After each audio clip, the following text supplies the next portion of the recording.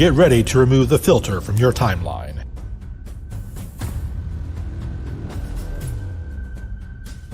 Get ready to break the censorship of social media.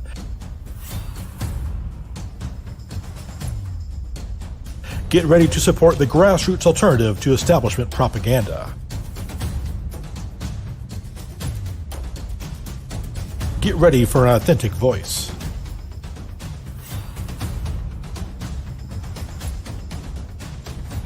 Get ready to resist cancel culture.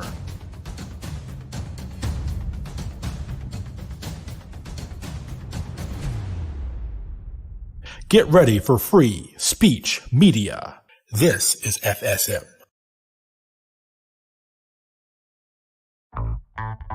From the heart of trucker America, my boy Reed Coverdale, host of The Naturalist Capitalist. As the left becomes less religious, they become more statist. And as the right becomes more religious, they still become more statist. Whenever you add government, you by default remove community. But it actually starts with Bush, right? Like in 2006. That'd be the most satisfying, like, chair shot, ka-chung. And I have no intention of keeping any promise that I make. The radical messaging is almost more pragmatic sometimes. It's bad that the state is as big as it is.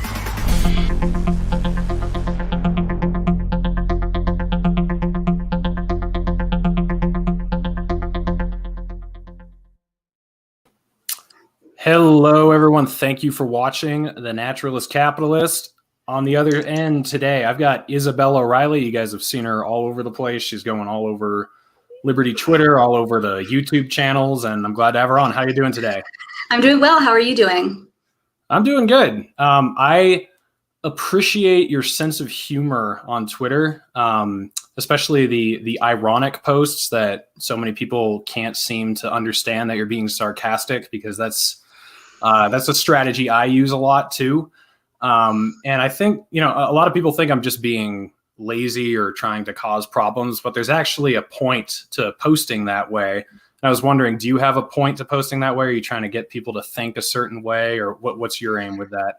Honestly, I'm not even trying to get people to think a certain way. That's just how I react to situations, even in person. I'm always calling people out for being hypocritical or making things awkward, or saying, pointing out how something's ironic. Or I always love when people don't understand that I'm joking. I saw you reply to someone's tweet saying, people keep calling me an Israeli shill. I've literally never tweeted about the Israeli-Palestine situation. Not once, because you want to know what? I don't care. I don't care about the conflict. I don't care about things happening in other countries. And I know conservatives will get mad at me. Leftists will get mad at me, but I don't tweet about it. And I just think it's so funny that it was Memorial Day. I forgot that I even made that tweet, but I quote tweeted Lindsey Graham, with the Netanyahu, the Prime Minister of Israel, Israel needs more. And I was like, happy Memorial Day, Israel first. And someone said, I've had this comment before, I used to like all your tweets, but unfollow because you're an Israeli shill. Can't tell that I'm joking there, and I just swear these people have low IQs. I mean, it's not obvious to you. And then what's also funny is, people will always say they can't tell if I'm being serious or not in real life and Twitter. And I find that to be just a great power I have over people, because I say some crazy things and I also have very crazy opinions. So sometimes people are like, okay, I can't tell if you're being serious or not. And I'm like, that's your problem. Yeah. Yeah. I mean, I do the same thing, and I never say ha ha or do a laughy face or the S for sarcasm whenever I'm posting something. And sometimes I remember, okay, I'm reaching thousands of people here, so I guess maybe I should be sometimes careful. So sometimes I'll have one typed out, ready to send it, and I'll just be like, man, this is really good, but I don't. And then sometimes I'll send it and sometimes I won't. Do you ever have that where you're like, okay, I mean, I really care about this a lot and I have so many people following me, they're not going to know what I'm really saying? Or do you just always go for it and, let what happens happen? I tend to tweet pretty much any thought that crosses my mind, but there are some times where I'm like, okay, is this joke worth the problems? There's one tweet that I've wanted to send, and I talk about it with my dad all the time.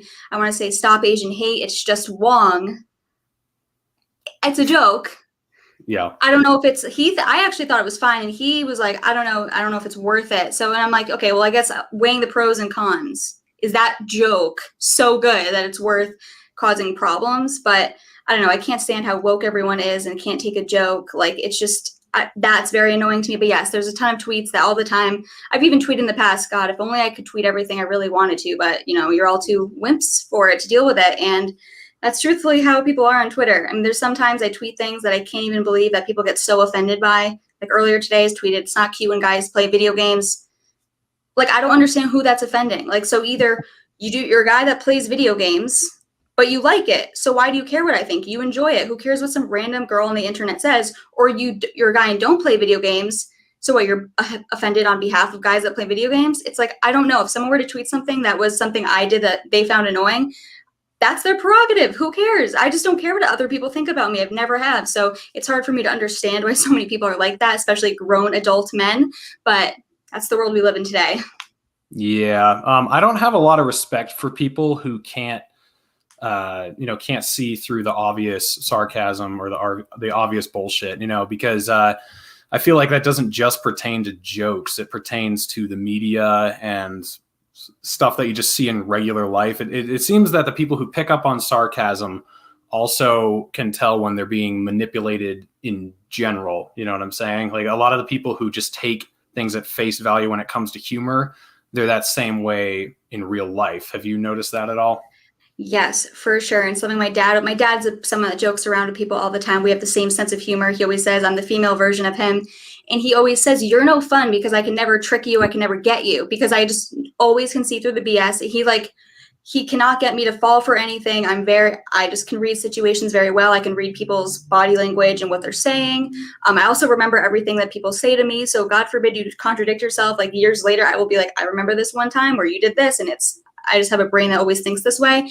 So yeah, for me, I can always sense when people are joking or being serious or not being serious or are being serious. But yeah, I agree. People that there's, and it's something. So my mom, going back to my family, she always will like pretend that she'll know that my dad's joking about something to like get her mad, but it's almost as if she wants to get mad. And that's what I feel a lot of people are. They want to be outraged. They enjoy the feeling. So I don't know if they are blind to it or they just want to. It's very strange for me. But yeah, I have noticed a correlation between how people can sense things online and sense sarcasm and whatnot, and as well as in person.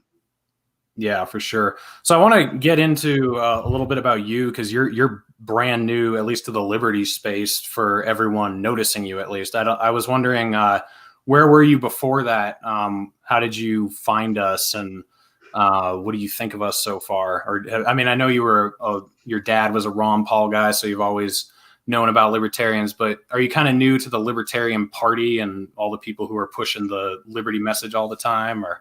Yeah, so basically I started posting about politics on social media December 2020. I just made like a political TikTok account, made political videos.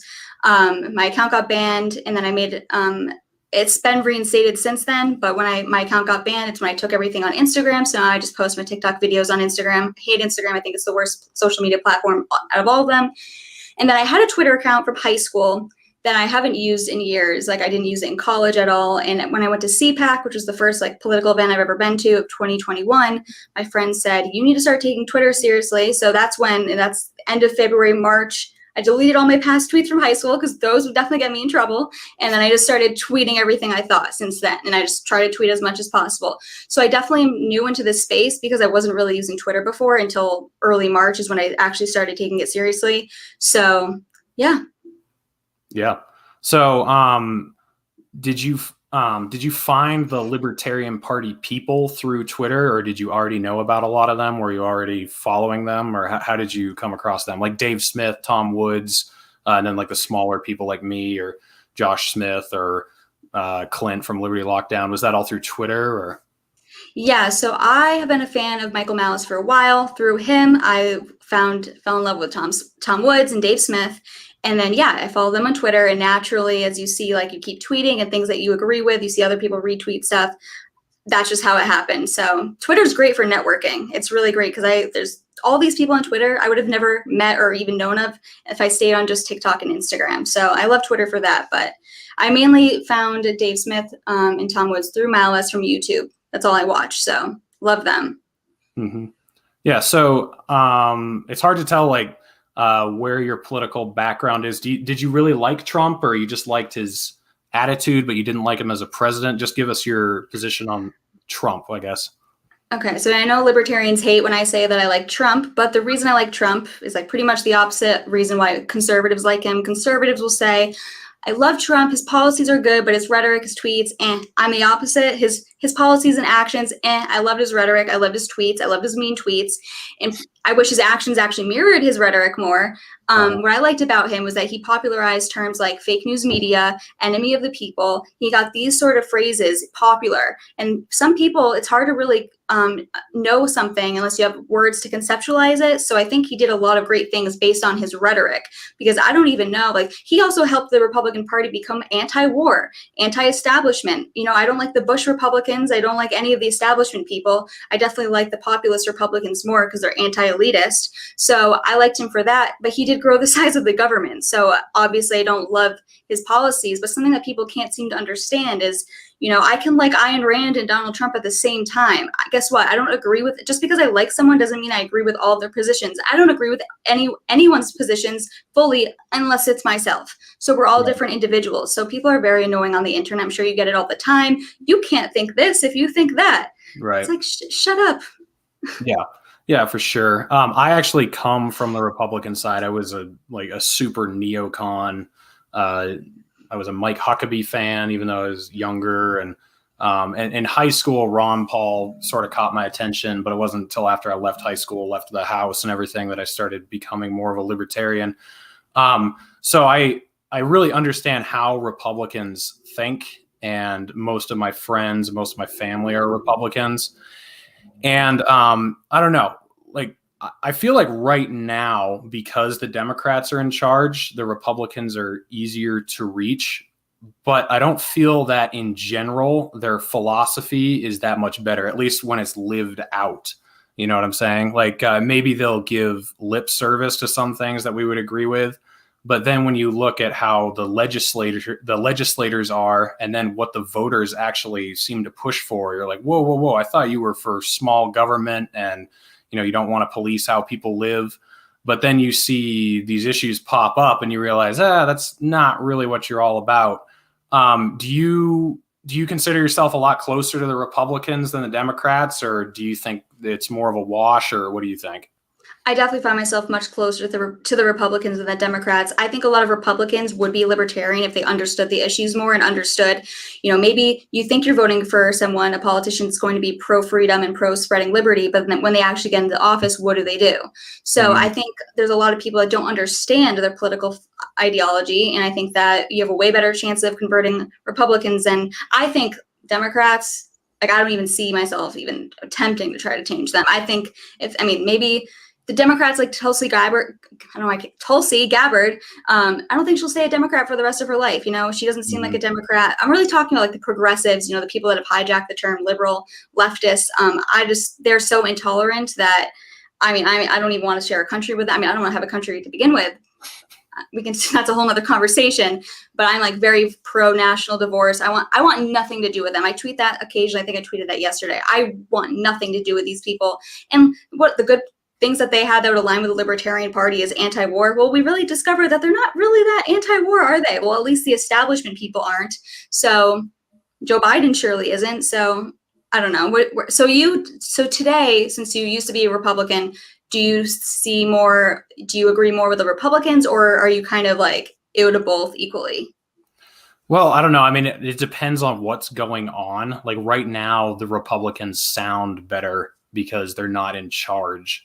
But when they're in charge, they act like Democrats. I mean, for example, remember that stimulus bill that passed right before Christmas that sent like hundreds of billions of dollars overseas, and almost nothing went to people. It was all corporations and militaries or whatever. Everyone was saying, we gotta get this tiebreaker in the Senate for the Republicans so that there's gridlock. And I was like, did you see how they voted on that bill? I think like 47 Republicans out of, basically half of the Congress voted no, and everyone else voted yes. So I don't think they ever really hold the line. And when they're in complete control, they don't do anything about gun rights. They don't do anything about spending.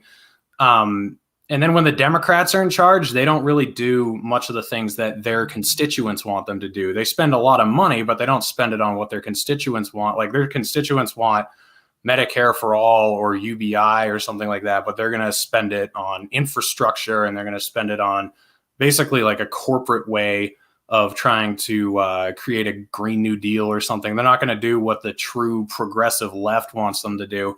So as far as the parties go, I look at them as exactly the same. I don't think the Democratic Party is any worse than the Republican Party. I think the Republican Party at this point is controlled opposition, because the Democrats will say, okay, we'll do a $6 trillion spending bill. And the Republicans will be like, whoa, that's insane. How about a $3.5 trillion bill? And then they'll meet in the middle at like, 5, and then that's a compromise. It's like, right. You know? Yeah, Michael Malice has a great quote where he says, conservatism is just progressivism driving the speed limit. And that is so true. I mean, I'm not anti, LGBTQIA plus. To me, I hate all identity politics. So I think any Pride Month is stupid and it's annoying. Any single Pride Month. Mm-hmm. So, but the Ronna McDaniel, who she's I think the chairman of the RNC, she tweeted like Happy Pride Month, blah blah blah, like gay flags and whatever. Which it's not, for me, it's not anything to do with the gay people. It's the fact that we're celebrating these identity politics celebrated by these Pride months, which I think are all stupid. So that, I mean, and I quote tweeted that. I was like, and I did the Michael Malice quote because it's so true. We just had Sean Hannity had Caitlyn Jenner on his show. Again, I don't care personally what you do. The point is saying that conservatives would not be embracing these people not too long ago, but now it's kind of like the left. What they do is they tell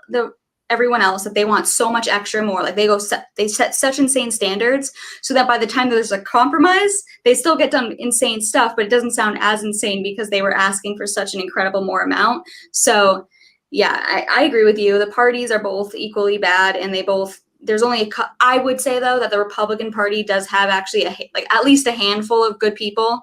Whereas the Democrats, I mean, they only had Tulsi, and she's gone now. She's not in Congress anymore. So I only would have said the Republicans had like 3 or 4 good people, though. Yeah, I mean, I'll agree that they just had Tulsi on the Democrat side, but I mean, like Thomas Massey, Rand Paul most of the time, and then Mike Lee's not horrible. Yeah. And Justin Amash was a libertarian already, so I don't know. it was a pretty bad.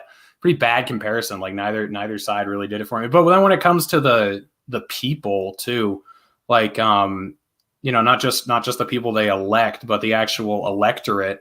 I don't think the Republicans are really anti-war. I agree with you that the Democrats aren't anti-war, but I don't think the Republicans are either. And I saw that with the Soleimani airstrike a little over a year ago, and Trump was banging the war drum like we were going to go to war with Iran.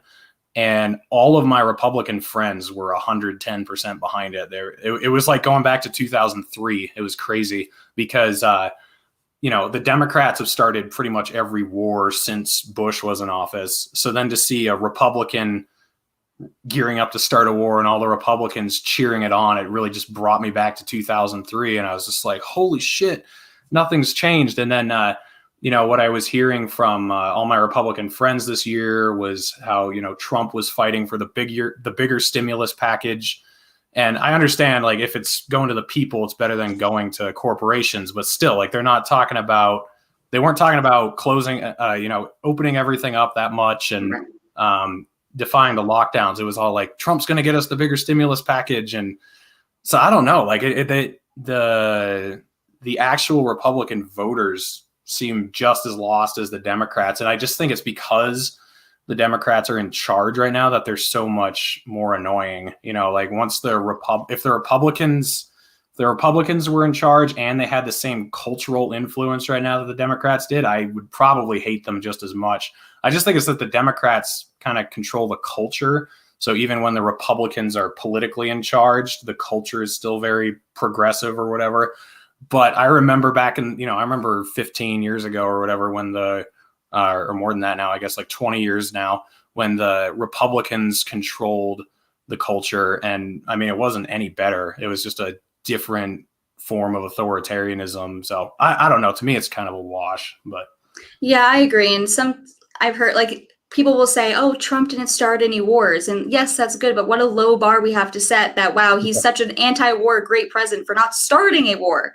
So like, let's bring all the troops home. So we have to set really low bars. But, you know, there was a time, wasn't that Trump almost retaliated with, I forget the exact situation, but then he said, no, they didn't kill any of our men. They just shot at a rocket. So like there is like, yeah. So, I mean, I agree. Like it's obviously starting a problem if you're going to aggress by killing their leader, but there are parts where he did pull back. So it could have been a lot worse. You know, the Democrats really love to play up the fact that Trump was going to start all these wars and be like a crazy, like, you know, Hillary Clinton was like, he can't have that button. He's going to go wild. So he definitely proved them wrong with that. But yeah, it will be interesting because he's probably going to run. He said on Candace Owens' show that I would announce something, but the FEC would be very mad at me. So I'm going to wait. But I think he'll be excited for my announcement. And by the way, Trump rallies are starting soon. So he will be running, which will be interesting because the party's really like, there's one person that polls sometimes better than him, and that's Ron DeSantis. So some people say they'd be a great ticket. I don't see these two alpha males being on a ticket together. Actually, I've met Matt Gaetz a few times and hung out with him, and he says he actually doesn't think Ron DeSantis would ever run because he's such an introvert. So a lot of people will say Ron DeSantis is doing so many great things. He's setting himself up to run. But I always say maybe he just wants to be a good governor. I don't know. Like, does it just because if someone's doing great things in their words, great things? I agree with some of the stuff he does. I also don't agree with some of the stuff he does, but in their words, he's doing amazing things. It doesn't necessarily mean he's setting himself up to run, but I did just recently change my party affiliation to the Libertarian Party, and I'm fully backing Dave Smith. There's no way I couldn't. I know he hasn't technically announced that he's running, but that he most likely is. There's just no way I could not put my full support behind someone who I've listened to hours of him talking by now. I've never disagreed with a thing that he says. And the fact that Michael Mouse would be the press secretary, dream come true. I could die happy knowing that if that became a reality. Yeah. So what do you expect to come out of a Libertarian Party run? I mean, what do you think that looks like? Is it just a middle finger to everything that's going on? Or do you think we can actually bring people over to the Libertarian cause? Or what does that look like to you? So I don't think that he has a chance of winning, but I do think that he has another chance for what Ron Paul did, which is what made Dave Smith a libertarian, wake a ton of people up. And I think Dave Smith's a really good communicator. He's not someone that's going to sugarcoat things to like make it sound good. I like extreme people. He's extremely in the direction of liberty. That's what I love. He's not going to water down his message. So I really think that there's a huge chance for him to liberty pill a ton of people. So I think that we will be spreading with liberty, and I'm very excited for this, and it will be very interesting to see how it plays out. Very interesting. Yeah, for sure. We're in an interesting time right now because, last year I joined the Libertarian Party last year, and I felt like a lot of libertarians were trying to pander to the left a little bit too hard. And I see a lot of them trying to pander to the right too hard now. And I just say what I think. I mean, I know you follow me on Twitter, and I'm always making a lot of people angry. And something that they're saying all the time is, if you could just tone down on the anti-cop rhetoric and the anti-border patrol rhetoric, then you could get like all of us to vote for you. And I understand the temptation to want to do that. I understand why people would want to give up on principle to make a short-term gain. But then we just become the same as the Democrats and Republicans. So, I mean, do you see them doing that too? Do you see a lot of people tempted to kind of pander to the right wing, or have you not noticed that so much? I don't know if I've noticed it so much, but I completely agree with you where for me, I would never, I'm someone that I'll tweet whatever I think. I don't care if you agree or disagree with me. I don't care who gets mad at me. I don't care if I get ratioed. I don't care. I don't care if the majority hates what I have to say. That the majorities doesn't mean it's a correct opinion. So I'm someone that I don't really care if I have people that agree with me. And I don't like that message. I don't like changing and lying about what you truly believe in just to get more votes. I don't think that the overall goal is just to get as many votes as possible. I think it's about spreading the message of liberty and being a true libertarian and individualist. It's not compromising your views to get majority popular support. It's totally antithetical to the whole philosophy behind libertarianism. So I completely agree with you on that. And I feel like there's a lot of tweets that I never even see because do you have examples of them pandering to the right? I just don't even, but I do know I don't like the woke libertarians. That's why I have paleo libertarian in my bio to differentiate myself from them, because all my conservative friends will be like, you're a Lowberg. No, I'm not. No, I'm not. Don't associate me with those people. So I'm definitely not that, but yeah. I mean, I actually think, a lot of people are incorrect when they're calling those types of people left libertarians or right libertarians. Most of the woke libertarians I know are actually right libertarians that are just woke. I mean, if you position them on the political compass, they'd be in the bottom right, but they're just, I don't know, they're they're off the charts with their language policing and their thought policing and everything. And yeah, I hate those people just as much as you do.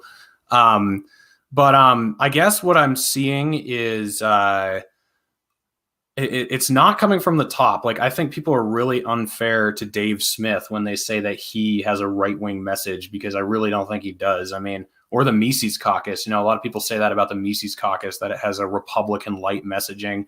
They put out some pretty staunch statements about the police and about the drug war and about all these things that definitely do not attract Republicans. So I don't see it so much from leadership.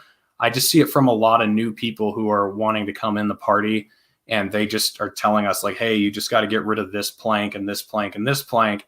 And then, then you'll get more people. And it's like, well, we could also add Medicare for all to the plank, and we could also add UBI, and we could also add gun control. And then we would get more people from the other side too. But we just have to be who we are and run on it, or we're not any different than the other two, is kind of what I see. Because you could keep adding, like, where does it end? You could add this and then we'll get more people from here, and it just never ends. So yeah, I completely agree with you. And I mean, I guess technically you could see like the more paleo-libertarians are more traditionally like the tradition of American values and the nuclear family. They don't want the government to be, mandating this behavior, but they do prefer those things. So I do understand where they could, but I know Dave Smith, he used to be more of a left, now he's like lefty, but he was very anti-war, and he didn't really align himself with either party, but he probably leaned to the left. And I know he's pro-life, so maybe there's some positions, but I don't agree that I think they're necessarily right wing, but I do see what people are coming from, because I definitely like the people that are libertarian. Like, I associate with I like the Mises Institute. Those are the people I really like. I named one of my guinea pigs Ludwig after Ludwig von Mises. Those are the people I agree with a lot. So, and I definitely would consider myself way closer to the right than the left. So I do understand where people are coming from with that. But if you just look at the issues by issue, if you look at all their stances, it's all logically consistent with the government being the enemy of this, or where the government's our biggest enemy. So yeah, for sure. The only thing I wanted to ask you about that, I've watched a few other videos, is immigration. And this is like, I know that there's nuance on this position with libertarians, but there's some libertarians who want to build a wall and they want closed borders. I just wanted you to explain what your position on immigration is. So it's definitely one that I haven't fully made my mind. I definitely need to do more research on. But if there's one thing, is I do understand, and I personally would like to control who's coming in and out of the country. And even in terms of trading, if other countries were to be completely free market and treat us the way we treated them, that'd be awesome. But they just aren't. So I'm kind of under the principle of treating other countries how they treat us.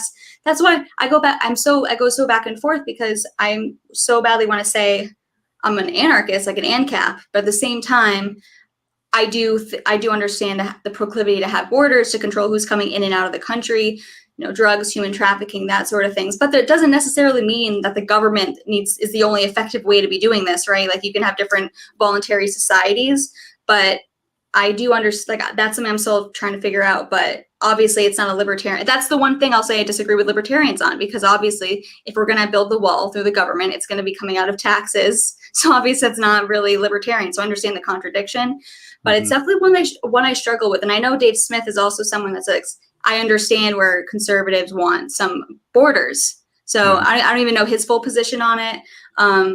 If we completely operated with a free market and there was no welfare state, then I'd be fine with open borders. Like, that I do see. But in the reality of where we are now, we're never going to get rid of the welfare state. So it's kind of like one of those things where in a perfect world, if I could create my utopia and there'd be no welfare state and it's all operated by the free market, whether they can get hired and fend for themselves, fine. If they're not usable and if they're not good for the community, they will not be able to make money, so they'd want to leave. So, but that's just not the reality we live in today. What are your stances on this, by the way? Because I'm still trying to make up my mind. I'm very confused. Yeah, no, and I'm definitely not trying to badger you. I'm just trying to. Oh, you're fine. Badger me. I don't care. But yeah, I'm an open borders guy. And the reasoning behind it is I'm an individualist. I mean, so I think of it philosophically and then logically, but I'm an individualist. So I think individuals have natural rights, and I don't think it should depend on where you're born. So if you're born 10 feet away from someone else on the other side of a line that a government has drawn, I don't think that should dictate, whether you have the right to come somewhere or not. And, I believe in private property, and people point to that a lot. They'll say, well, if they don't want someone coming across their land, they shouldn't. I'm like, yeah, okay, I agree with that. But then, I can go to Wyoming too. I'm crossing private property to go to Wyoming. It's not, the idea of if everyone owns their own property and protects their own borders, like we have that in the United States right now, and you can still travel. And the thing with immigration is I think there's a lot of fear mongering, that they're coming here and they're bringing crime and they're a drag on the system, they're rapists, yeah, whatever. And if you look at the statistics, they're actually better people than most Americans are, most immigrants and most illegal immigrants who come here. And I've worked with them a lot. I worked with them for like 6 months in Colorado doing roofing. And everything that the conservatives hate that we're getting away from, they hate we're leaving religion, they hate we're leaving hard work. Like that's what Mexicans are. They're religious and they're hardworking. And so I don't really understand the hatred they have toward them, because they kind of are emblematic of what conservatives say they want to be. They want to be family oriented, hardworking, religious, all these things. And then on top of it, I think that when you want a wall or border security, you're giving up a lot of freedom for a false sense of security, because they use that to leverage certain powers over you that they wouldn't otherwise have. Like the Border Patrol can stop you anywhere within 100 miles of the border all the way around the country, like 100 miles from Canada, 100 miles from the ocean, 100 miles from Mexico.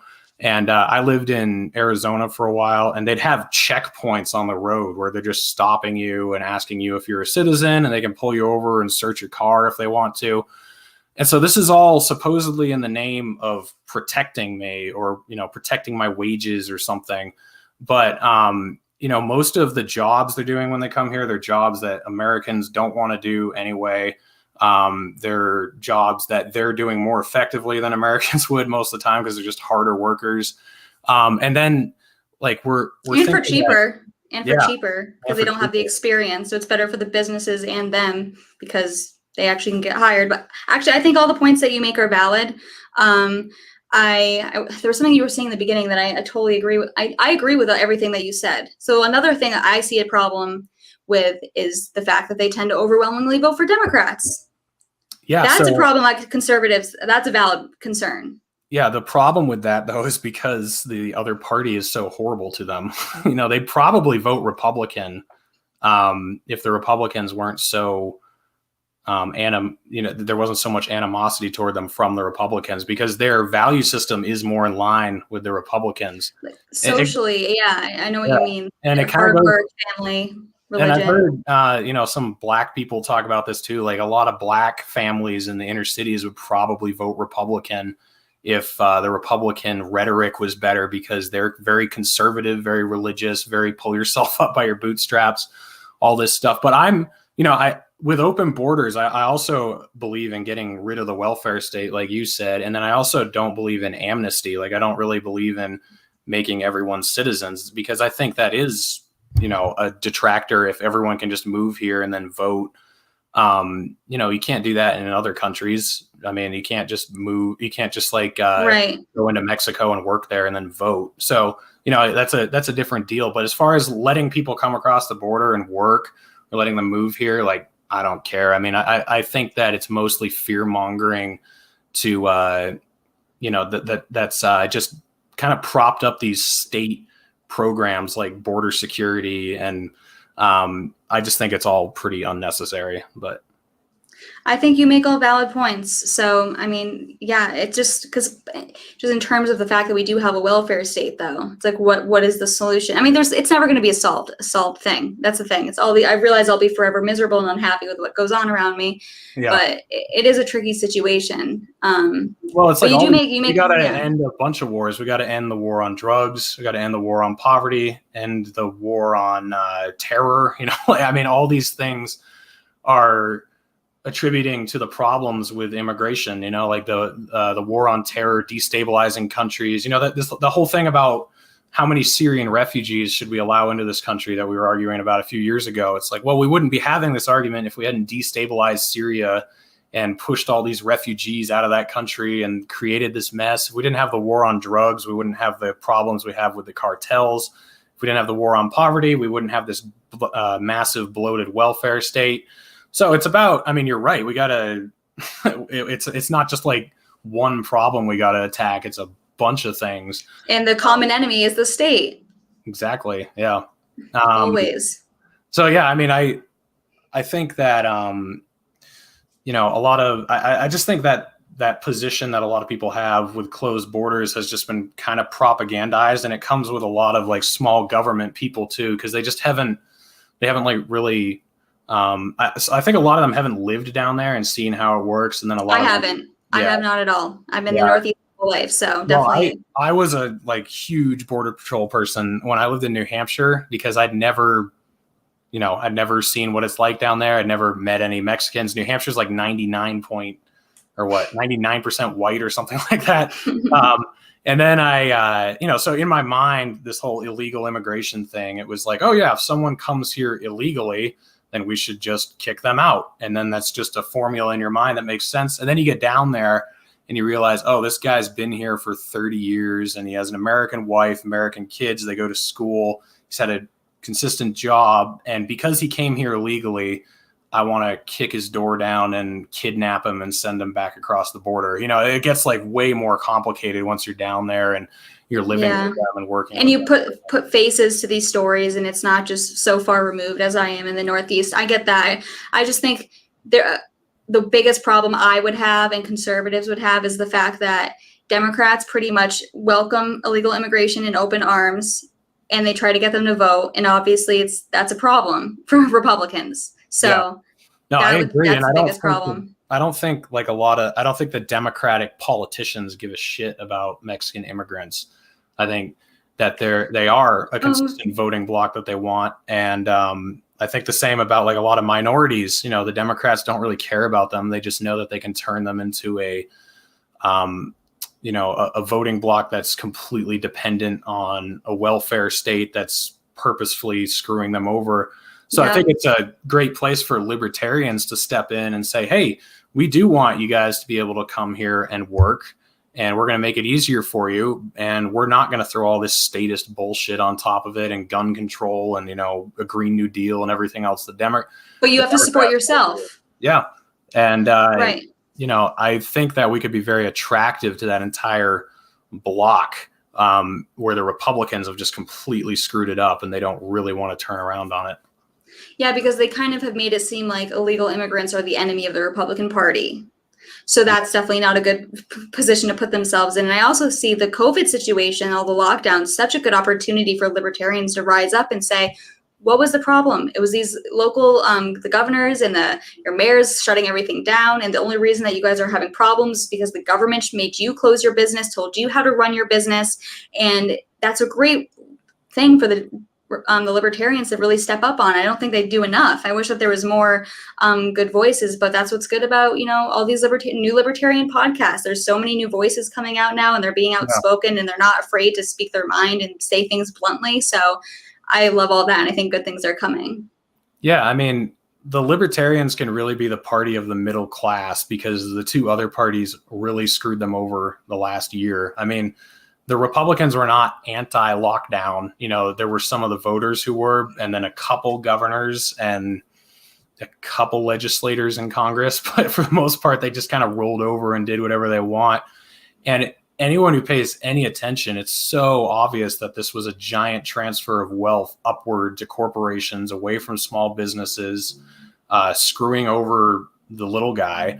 So, I mean, it's the perfect opportunity for us to reach people that used to think we were just like pearl clutching, gold hoarding, ammo hoarding, rednecks. And it's like, well, we actually care about people. The whole reason we do anything is because we want people to be left alone and be happy and be prosperous. I mean, if we didn't care about that, then we wouldn't get involved. Right. No, I completely agree. And we just want people to enjoy the fruits of their own labor. That's it. It's pretty simple. Yeah, I completely agree with you. And I think that libertarians, there needs to be more of us that are outspoken. That's how I feel. And I try to be as outspoken as I can, but there needs to be more of us. I do see, though, more of an alignment with Republicans that are the more populist Republicans, the ones that are anti-establishment, anti-elitist. Like my friend Gavin Wax is the president of the New York Young Republicans Club. He says, in terms of the Israel-Palestine debate, I don't want to give foreign aid to anyone.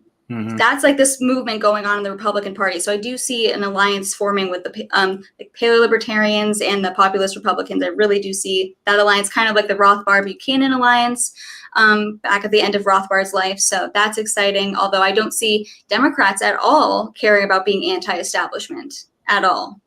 Yeah, there's not as many of them, I don't think. There is like a small sect of them. They're kind of Bernie like, Bros. Yeah, well, even like the Tulsi people, which is a very small sliver. But then, some Bernie Bros and some even some Yang people. They've kind of opened up and been like, okay, I'm interested in this libertarian idea. Because sometimes it's only one issue that can bring them over. If it was Tulsi, it could be the wars, or if it was Bernie, it could be like the war on drugs or something. And then with Andrew Yang, it could, I don't know, whatever it was with him that got someone interested. And I'm for working with anybody.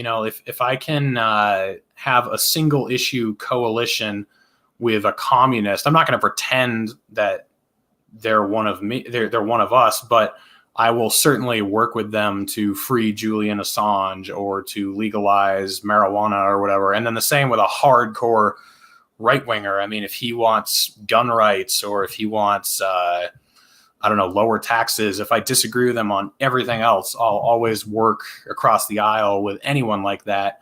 And, that was what Ron Paul did. I mean, he'd do that with literally anybody. And it's funny because now you sometimes get badgered for saying that. And I'm not saying that they're libertarians. I never said like Tulsi was a libertarian or that there's a single issue that you can get behind with them. Like recently, I know Matt Gaetz has worked with AOC to decriminalize marijuana.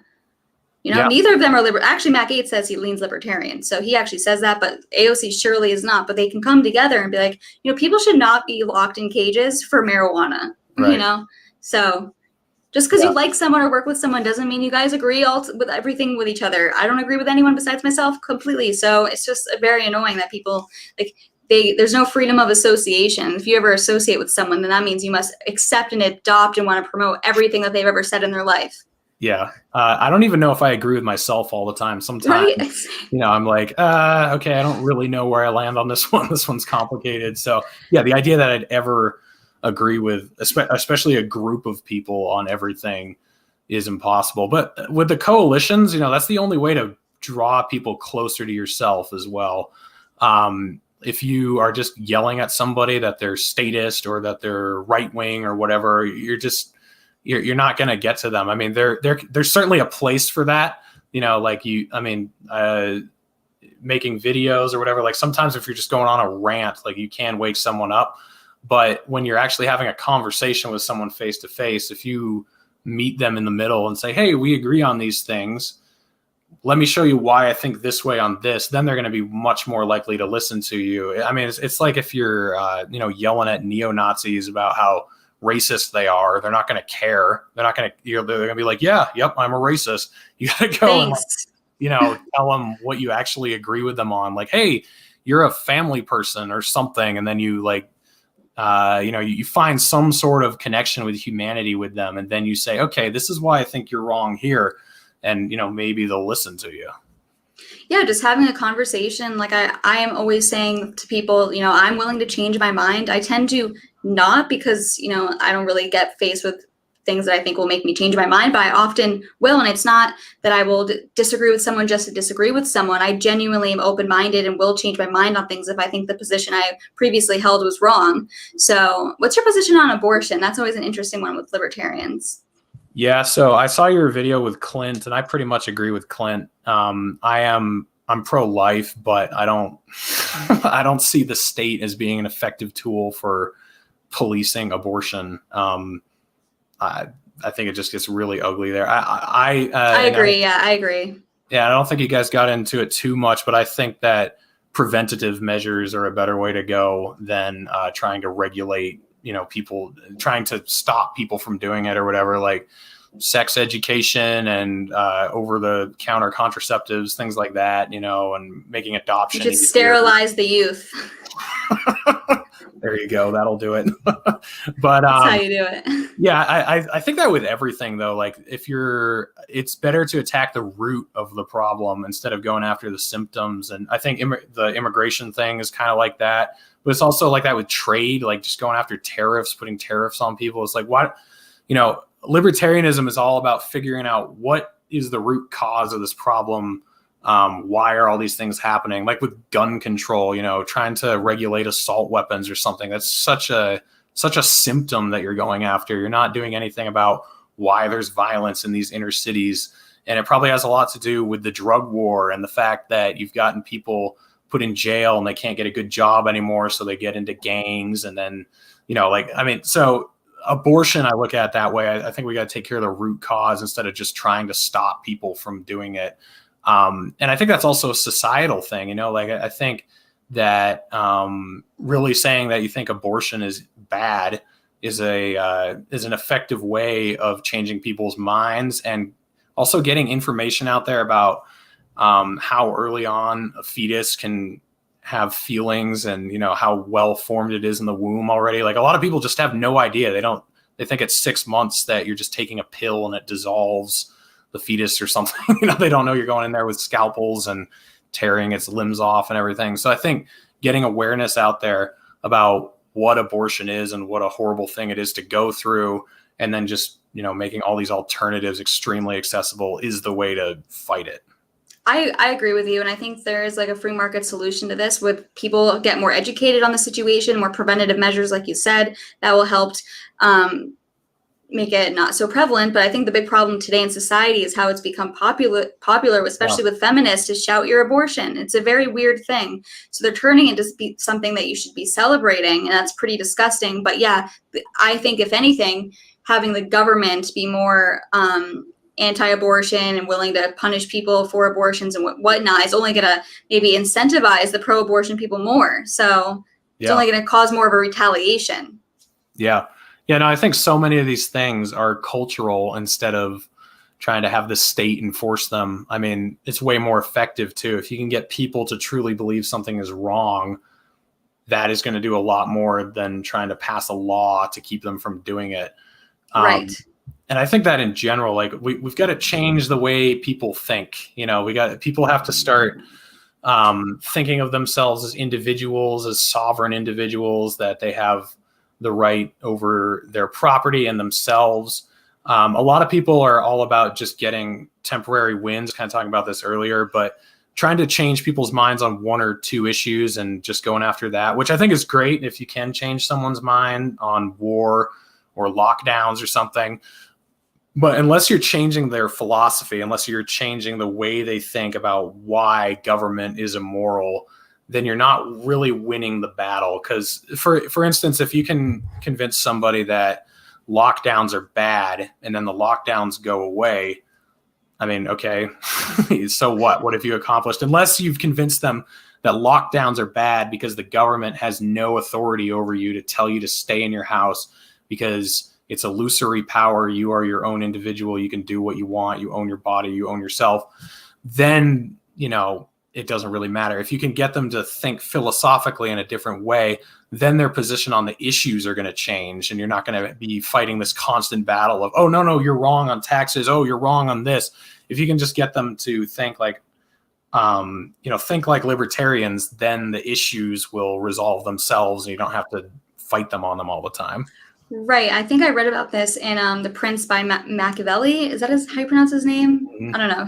But he talks about how it's more effective to when you have someone and you convince them to change their mind, and it takes a lot longer and it's a longer process. These people will be much more loyal to you than people that will quickly just adopt whatever you say. So it's like the same thing with the whole libertarian strategy. If you just get someone real quick to agree with you on one issue, they're not going to be as loyal because they'll just as quickly change their mind and go on to the next. But if you can really take the time and truly convince someone to adopt the libertarian philosophy, then they're going to be loyal. Not saying they need to be loyal to me, but to the philosophy.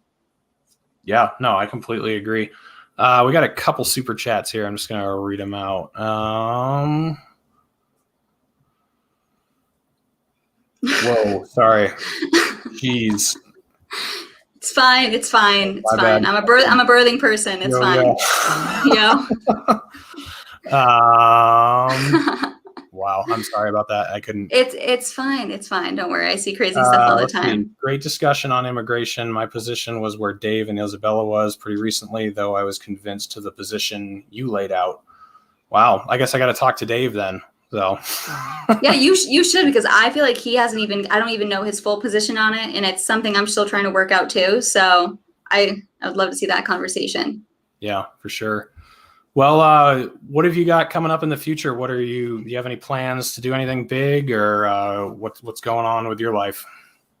Well, I just started a new show with my friend who I mentioned earlier, Gavin Wax. It's actually on Censored TV, which is Gavin McGinnis. I know the worst person in politics ever, his platform. So that's been a lot of fun. And Gavin McGinnis is really awesome. He actually says that he used to call himself an anarchist. And he's even talked to me about how he liked how Antifa was in the beginning, being anti-government. Of course, Antifa is not really fighting fascism of what they're doing today, but he liked the idea of them. So doing that, just pretty much, I need to start doing YouTube videos. I just started posting TikToks there, but yeah, I guess I'm just ranting on Twitter all the time. I guess that's pretty much it. Yeah, cool. Well, where can everyone find you? Are you just on Twitter? Are you on other platforms still? You said Instagram. Where can people find you and keep up with you? Yeah, so I'm definitely the most active on Twitter. That's just at Isabella Riley US. And then I also go on Instagram and TikTok, and that's Isabella Riley USA. Too long for Twitter. It's very annoying, and Isabella Riley's taken on everything. It drives me nuts. I can't have one streamlined name. I also am on Clubhouse. Don't go on there that much, but maybe you'll see me in a room. Do you on Clubhouse? I am on Clubhouse, yeah. Okay, I try to go on there, but sometimes the rooms get so big and whatever. And yeah, I know I'm on Gavin Parler. I don't really use them, so I guess we'll just stick to Twitter. Twitter's the best place. I'm rambling as a woman, and you shut up. So my apologies. Well, thank you for coming on, Isabella. I'll try to get you back on sometime. That was a good conversation, and I do enjoy you driving people crazy on Twitter. It's a lot of fun to watch. We have similar strategies sometimes when it comes to that. But yeah, I like seeing new people show up and all these conversations taking place. It's great. So I'll just give you the last word, and then we'll kill the stream.